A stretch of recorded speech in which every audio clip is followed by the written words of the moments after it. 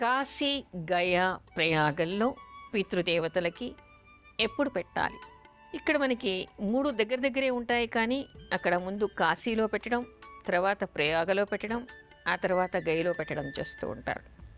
అయితే ఈ 3 చోట్ల కూడా పెట్టాలి అని చెప్తూ ఉంటారు. ముండనం చేయడం కోసం ప్రయాగలో అని, ఆ తర్వాత చితాభస్మం కలపడం కోసం కాశీలో అని, తర్వాత కర్మ చేయటానికి కాశీ అని, కాశీలో పిండ ప్రదానం చేయాలని, ముఖ్యంగా పిండ ప్రదానాలన్నీ కూడా గయలు అని, అంటే 3 చోట్ల కూడా చేస్తారు కానీ ప్రత్యేకతలు చెప్తూ ఉంటారు. ఈ విధంగా చెయ్యాలి అని చెప్తూ ఉంటారు.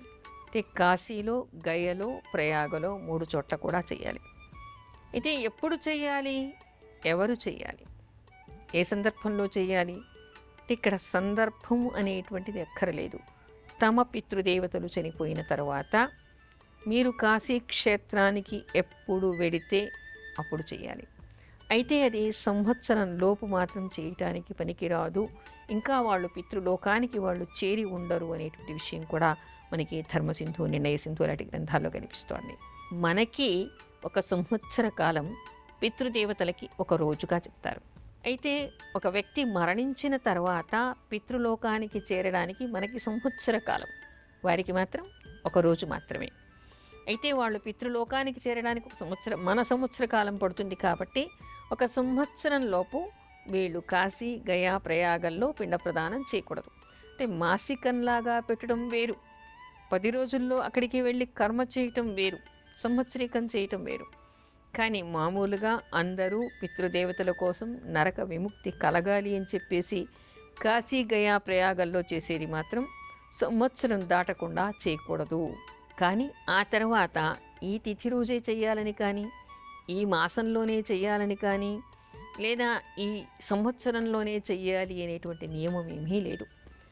ఎప్పుడు కాశీ క్షేత్రానికి వెడితే అప్పుడు ఆ రోజు అక్కడ వారి పితృదేవతలకి పిండ ప్రదానం చెయ్యాలి, తర్పణాలు వదలాలి.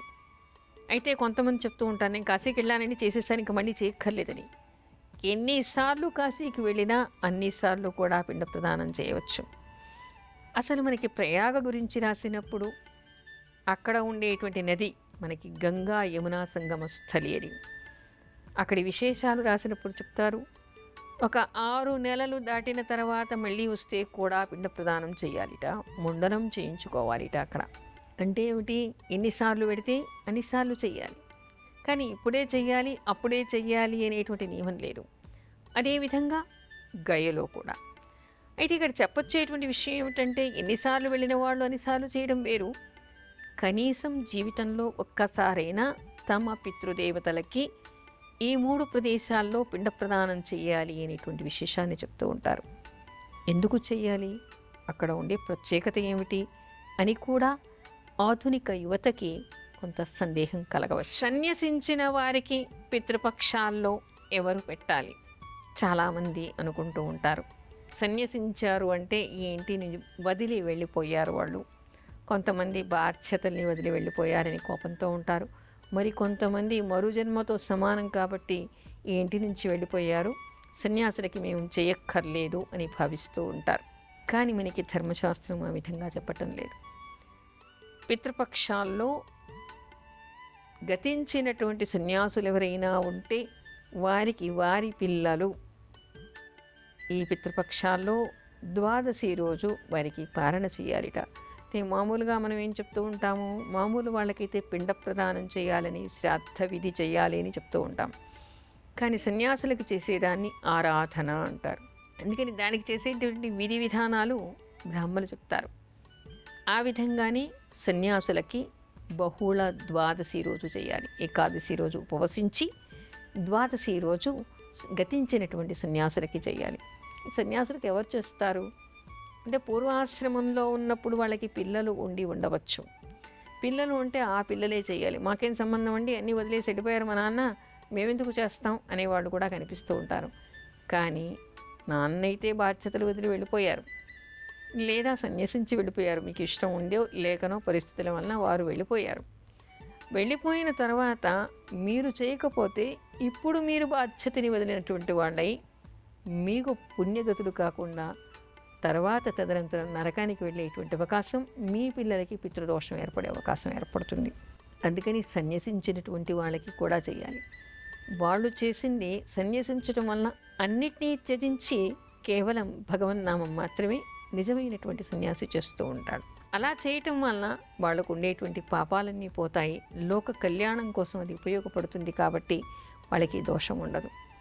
అలాంటప్పుడు వాళ్ళ కోసం తప్పనిసరిగా వారి పిల్లలు వారి మృత తిథి రోజు ఎప్పుడు వాళ్ళు మరణించారో ఆ తిథిని తెలుసుకుని ఆ రోజు ఆరాధనోత్సవం చేయాలి. అది పితృపక్ష అంటే మామూలుగా మృత తిథి రోజు అది చేస్తారు. భాద్రపద మాసంలో తల్లిదండ్రులకి చేసినట్టుగానే సన్యసించినటువంటి వారి కోసం కూడా పూర్వాశ్రమంలో మీ తండ్రి కాబట్టి అయినప్పటికీ కూడా ఈ ద్వాదశి రోజు వారి కోసం అని చెప్పేసి ఆరాధన చేయాలి. చేసేటువంటి విధి విధానాలు బ్రాహ్మణులు మీకు చెప్తారు, కానీ చెయ్యాలి. అందుకని సన్యాసులకి కూడా చెయ్యాలి అనేటువంటి విషయం కనపడుతోంది. సన్యసించారు, బాధ్యతల నుంచి తప్పుకున్నారు, ఇంట్లో నుంచి వెళ్ళిపోయారు, మాకిప్పుడు ఈ సంబంధము లేదు అనటానికి వీల్లేదు. వాళ్ళు వాళ్ళ బాధ్యతలు చేయకపోయినా మనం మన బాధ్యతల్ని చేయాలి. అలా చేసినప్పుడే మనకి పుణ్యం. ఎవరి పుణ్యం ఎవరి పాపం వారిదే. వారు నిజంగానే బాధ్యతలు తప్పుకోవడానికి వెళ్ళారనుకోండి, దోషం వారిదవుతుంది, నరకం వారిదవుతుంది. కానీ మనం అదే దోషం చేయకూడదు కదా.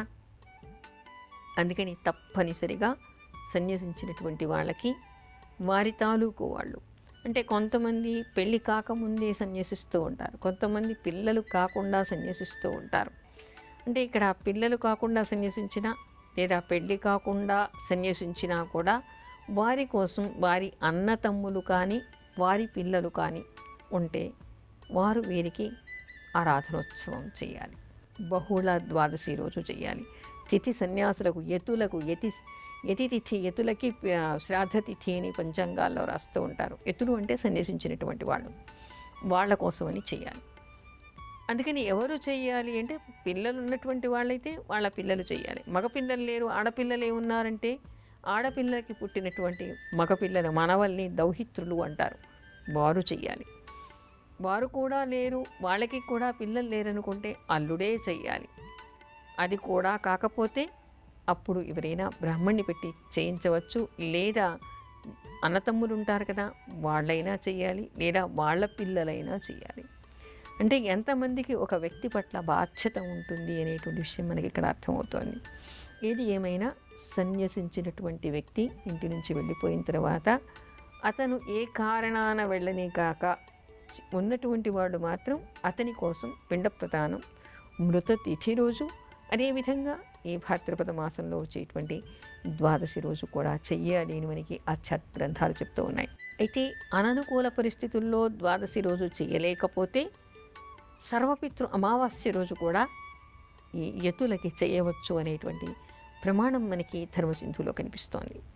అందుకని ఎవరెవరు సన్యసించి ఉన్నారో వారి తాలూకు వారు, వారి కొడుకులు కానీ లేదా వారి అన్నతమ్ములు కానీ ఎవరు ఉన్నారో వాళ్ళు తప్పనిసరిగా ద్వాదశి రోజు ఈ యతులకి తప్పనిసరిగా శ్రాద్ధం నిర్వహించాలి, తర్పణాలు వదలాలి. అలా చేయటం వలన వాళ్ళకి పితృదోషాలు లేకుండా పోతాయిట.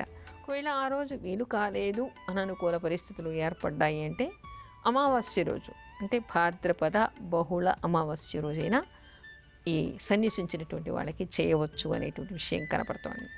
అందుకని ఆ రోజైనా చేయాలి. అయితే ద్వాదశి రోజు వేరు కాకపోతే అమావాస్య రోజు ఎటొచ్చి సన్యాసులకి కూడా ఈ పిండ ప్రదానం చేయటం, తర్పణం వదలటం అనేటువంటిది వారికి కర్తలుగా న్యాయధర్మంగా ఎవరు ఉన్నారో వారు చేయాలి. అయితే కొంతమంది అనుకుంటూ ఉంటారు, ఇలా సన్యసించిన వారికి కానీ పిల్లలు లేనటువంటి వాళ్ళకి కానీ ఎవరైనా గతిస్తే వాళ్ళు మాకేమైనా ఆస్తులు ఇచ్చారా,